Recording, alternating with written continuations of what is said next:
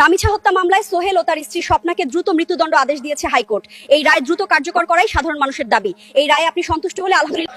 দেশে এই প্রথম দ্রুত রায় দিল হাইকোর্ট। আমিন, আলহামদুলিল্লাহ কমেন্টে লিখুন আর প্রচুর শেয়ার দিয়ে অন্যকে দেখার সুযোগ দিন। রাজনীতি অনেক সময় নীতির চাইতে ক্ষমতার খেলায় বেশি পরিণত হয়। রাজনীতি এতটাই কুৎসিত যে আপনাকে মিথ্যা কথা বলতে হবে, তথ্য গোপন রাখতে হবে, যে হচ্ছে দুর্নীতিগ্রস্ত তাকে আপনার তোষামত করতে হবে। মানে আমি বাংলাদেশের রাজনীতি শুধু না, বিশ্বময় রাজনীতির কথা বলতেছি। রাজনীতি একটা ন্যাস্টি বিষয়, বাংলাদেশে তো আরো বেশি ন্যাস্টি। আপনাদের হচ্ছে ইয়ের কথা মনে আছে যে ওয়াটার গেট স্ক্যান্ডালের কথা মনে আছে যে তারা ক্ষমতা ধরে রাখার জন্য তথ্য গোপন করেছিল, যার কারণে হচ্ছে নিক্সন রিচার্ডকে ক্ষমতাচ্যুত হতে হয়, পদত্যাগ করতে হয়। তো বাংলাদেশের রাজনীতি হচ্ছে তাই। আপনি হচ্ছে যত মিথ্যা কথা বলবেন, যত দুর্নীতি করবেন, যত ডিসঅনেস্ট থাকবেন, তত হচ্ছে আপনি ক্ষমতা ধরে রাখতে পারবেন। আর ক্ষমতা ধরে রাখা হচ্ছে বাংলাদেশের মূল লক্ষ্য। জনসাধারণের কি হইলো, মানুষের কি হইলো, এগুলি দেখার জন্য কোনো মানুষ, কোনো পলিটিক্যাল পার্টি, কোনো সরকার কেউ বসে নাই। সবাই আছে যার যার ক্ষমতা, যার যার সিট, সেটাকে হোল্ড করার জন্য।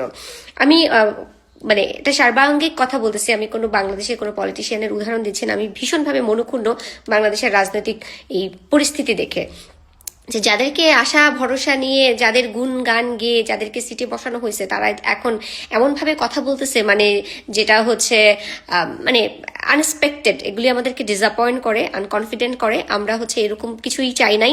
তো যা কিছু হচ্ছে এই মুহূর্তে দেশে, সেগুলো আমাদের জন্য আসলে আমাদের কারোর জন্য ভালো কিছু বয়ে আনবে না। এটা আপনাদেরই ক্ষতি করতেছে।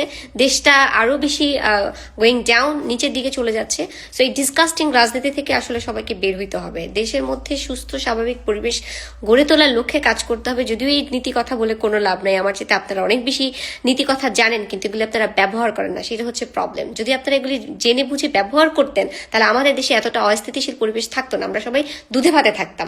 আপনাদের এই নৈতিকহীনতার কারণে আজকে আমাদের এই অবস্থা। আপনি পাশের বাসার ভাবির সঙ্গে ল্যান্ডলাইনে কথা বলছেন না, সেখানে আপনি শাড়ি চুরির ব্যাখ্যা করছেন না। আপনি সংসদে দাঁড়িয়ে কথা বলছেন, যেখানে মাননীয় স্পিকার আপনাকে 2 মিনিট সময় বেঁধে দিয়েছে এবং আপনার ঘড়ির দিকে তাকাতে বলেছে। আপনি তখন কি করেছেন? ধন্যবাদ এবং কৃতজ্ঞতার কথামালা সৃষ্টি করেছেন। আপনি একটার পর একটা ধন্যবাদ দিয়ে যাচ্ছেন। আপনি হচ্ছে মাননীয় প্রধানমন্ত্রী বেগম খালেদা জিয়া, তারেক রহমান, তাদেরকে আপনি বিশ্বের নেতা বানিয়ে দিচ্ছেন।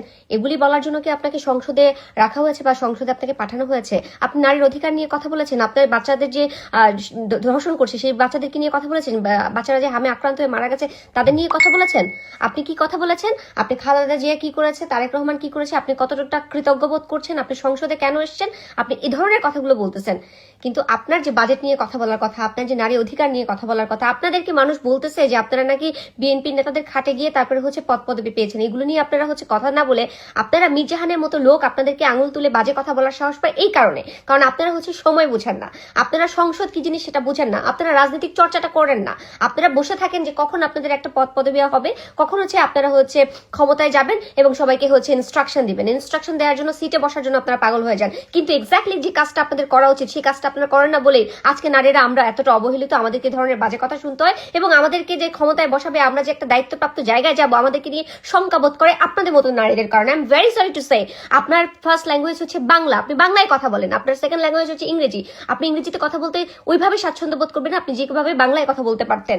আপনি বাংলায় সুন্দর মতো আমাদের সমস্যাগুলো তুলে ধরবেন সংসদের সামনে, সেটা না করে আপনি ইংরেজি বাংলা মিশ্রিত করে একটা জওয়া খিচুড়ি পাকিয়ে আপনি নবী বানাই দিচ্ছেন এক একজনকে। কেন ভাই? আপনাকে তো নবী বানানোর জন্য বা ধন্যবাদ জানানোর জন্য তো আপনাকে সংসদে দেওয়া হয় নাই, সংসদে পাঠানো হয়নি। আপনি নারীদেরকে আপনি হচ্ছে প্রতিনিধিত্ব করবেন, প্রত্যেকটা নারীর একজন হয়ে আপনি ওখানে গেছেন, আপনি একজন প্রতিনিধি হয়ে গেছেন। আপনি আমাদের কথা বলবেন, আপনি আমাদের কথা না বলে আপনি কিসের কথা বলবেন? রিসেন্টলি জেবা আমিনের এই ছবিটা এইভাবে করে দেয়া হচ্ছে। এখন এটা মনে হবে যে বিরোধী দলীয় কি বলে, বিরোধী দলীয় আপনাদেরকে বিরোধিতা করা কিনা, কিন্তু শুধু এই ছবিটা না, আমি এর পরের ছবিটা আপনাদেরকে একটু দেখাই। এখানে মানে এনসিপির নেত্রীর ছবি আছে, জামাতের নেত্রীর ছবি আছে, সবার চেস্টের এখানে সুন্দর করে সার্কেল দেয়া।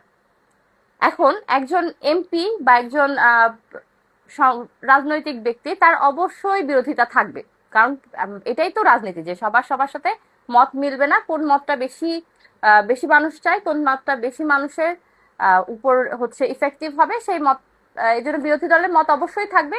আবার হচ্ছে এটাই তো গণতন্ত্র। কিন্তু ঘটনা হচ্ছে বাংলাদেশে কিন্তু সেটা হয় না। বাংলাদেশে যখন আপনি এখানে আরেক ধরনের পলিটিক্স আছে, সেটা হচ্ছে কোনো মেয়ে যখন যাবে, আপনারা খেয়াল করে দেখেন, নারী আসন তো একটা ভাগ করা আসন, কিন্তু যদি নর্মাল আমরা 300 আসন চিন্তা করি, মাত্র 6 জন এমপি মনে হয়। তো কোনো মেয়ে যখন কোনো পাওয়ারে যাবে, ডেফিনেটলি এমপি তো একটা পাওয়ারে যাও, আপনি একটা এলাকাকে রুল করতেছেন, তাকে অ্যাটাক করার জন্য, হ্যাঁ, তার সত্তা নিয়ে প্রশ্ন আসতে পারে, তার কাজ নিয়ে প্রশ্ন আসতে পারে, তার ক্যালিবার নিয়ে প্রশ্ন আসতে পারে, সেগুলো নিয়ে প্রশ্ন আসবে না। প্রশ্ন আসবে তার চেস্টে সার্কেল করে দেয়া, সেটা যেই দলের হোক। এটা আমরা সবাই ভুক্তভোগী, শুধুমাত্র মানে এখানে শুধুমাত্র রাজনৈতিক ক্ষমতায়ন না, যদি ব্যবসায়ীও দেখেন, আমরা এর আগেও দেখছি অনেক ব্যবসায়ী নিচে কমেন্টে ব্যবসা নিয়ে, প্রোডাক্ট নিয়ে কথা নাই, তার শরীর নিয়ে, তার চরিত্র নিয়ে এত, আসলে এটা হচ্ছে কি, আমার মনে হয় এটা আসলে মেয়েদেরই উঠে আসতে হবে, এগুলো নিয়ে কেয়ার করা যাবে না। কারণ আমরা এটা নিয়ে ভয় পাই, আমাদের ফ্যামিলির সামনে যখন আমার চেস্ট এরকম সার্কেল করে ছবি দিয়ে দিবে আমরা ভয় পাই। দ্যাটস ওয়াই মানুষ ওই ভয়টা, এটা কিন্তু পাওয়ার স্ট্রাগল, তো ওই ভয়টা দেখানোর জন্য এইভাবে ছবিগুলো দিয়ে দেয়। মানে ছবিগুলো যদি আপনারা ছেলেরাও দেখেন, আপনাদেরকে নিয়েও দেয়া হয়, ইট ইজ মানে টু ড্যামেজিং। ওই যে আমি ইংলিশ বাংলিশ মিলাই বলছি, এটা আপনারা বিরোধিতা করতে পারেন, কিন্তু ধরেন আপনার ছবি, আপনার একটা ছেলে মানুষকেই ধরলাম যে আপনার ছবি আপনার ফেসবুক প্রোফাইলে আপনি দিলেন, এখানে আপনার ফ্যামিলি আছে, বাবা আছে, মা আছে, চাচা আছে, সবাই আছে, ছেলেদের কথাই বলতেছি। ধরেন আপনি লুঙ্গি পরে একটা ছবি দিলেন, আপনার ওখানে সার্কেল করে দিল, আপনার পেছনে সার্কেল করে দিল, আপনাকে উলঙ্গ করে পাউচা করে বসাই দিল।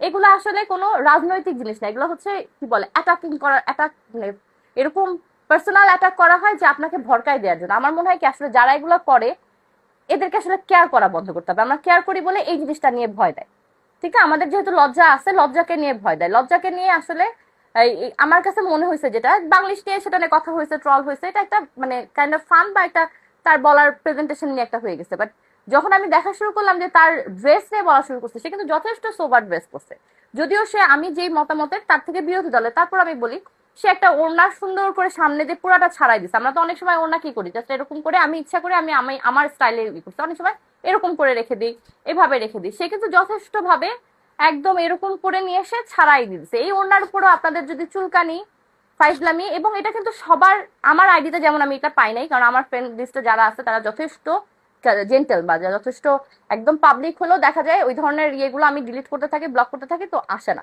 হয়তো এটার পরে আসতে পারে।